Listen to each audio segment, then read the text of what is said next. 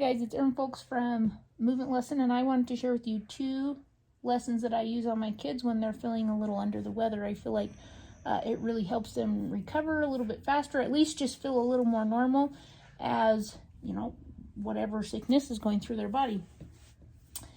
And I focus on just helping them breathe and just putting lightness in their system. The key to movement lesson is that it's not therapy. It teaches you the structure of movement. And part of that structure is the body has to be able to breathe in order to even start creating movement. If the body can't breathe, everything else slows down, and it really focuses more on those life-giving functions. And so the key with using this technique when someone is feeling under the weather is it's just supporting the body with rotational movements that it is not able to perform on its own because of whatever bacteria or virus or a sickness or illness that the body has. And so when my kids are feeling a little under the weather, I will, one of my favorite lessons is from Michelle's free breathing course. And she comes and she has her hands here positioned on, you know, the rib cage and the upper shoulder.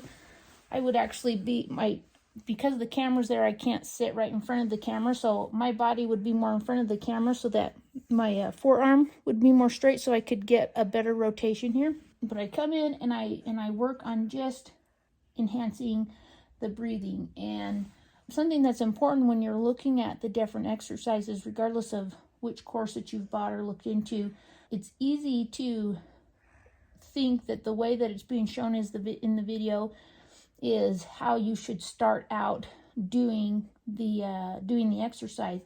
And that's not necessarily the case. Really, when you come in to do a lesson or to do a lesson in real time, doing it in real time, if I'm here working on my daughter, for one, you can't even tell what my hands are doing. And for two, I'm just being very slow, very gentle, very soft. And so, you know, it's showing you the exercise here. But then when it's actually in real time and you're working on your child, like when my kids are under the weather, I'll come in and do this breathing exercise. And I don't worry about anything else. I just want to improve their breathing. And so I'll just come here and I will literally just do this for 10-15 minutes on each side of the rib cage. And if you go into the free breathing course, you can get a little bit more detail on where else you could go from here, but also just more detail on the exercise that itself. And that link will be in the description. But so that's my first one that I really like, and it just, you know, I'm just looking to create lightness and breathing in the body. And so you'll notice that when you come in and you first start even just having a gentle touch, that, you know, the rib cage can feel kind of stiff as you do this. And it's honestly just, it's slow, gentle, rotational touch. I just do that. And you would be surprised after doing this for 10-15 minutes. And then you go touch the other side and it just feels different. The body feels different. And honestly, it's from doing something that you feel like you're doing nothing, but you're actually doing a lot to the body. And the second lesson that I really like is, now she's in a little bit of a cramped position. Obviously, when they're a little under the weather, they're laying down. But regardless of how they're laying, whether it's on their side or on their back or whatever position, I love just coming here to the head. You'll notice that when your child is under the weather, the head gets really, really, really, really heavy, and you can feel it. And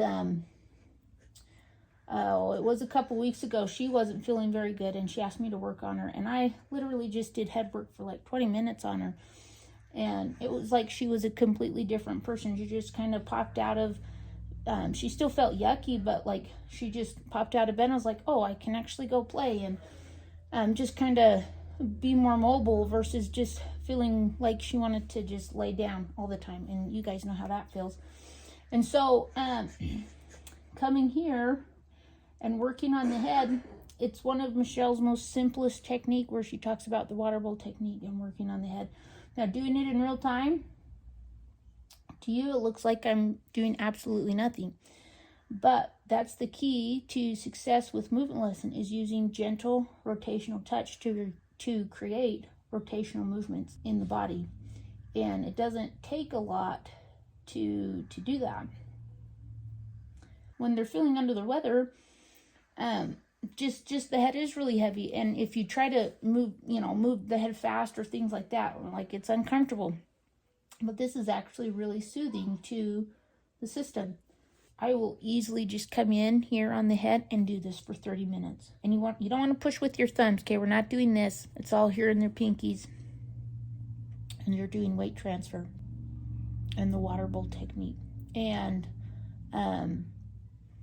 where you really get a good understanding of the gentle rotational touch is in segment 1 training. And then as you want to get more into movement and how it creates development and milestones in children, even in adults, that's where you go into segment 2. And that's those are the trainings we have coming up. And so there will be a link to those trainings. You can get 80% off for 3-week access, and it starts here within the next couple weeks. These trainings are key to help you understand how to use this gentle rotational touch to create movement in the body. Again, it's not therapy, it's creating movement in the body, not forcing it. And it really is it's phenomenal. It's something I've used with all of my kids, and it's been life-changing for all of them and for myself. And so next time your kid is feeling under the weather, you can do those 2 exercises. I love seeing my kids feel better and knowing that I can do something about it. So the things that I've talked about, the links are in the description. And if you guys have any questions or thoughts or movement lesson experiences, I'd love to hear your experiences. Thanks.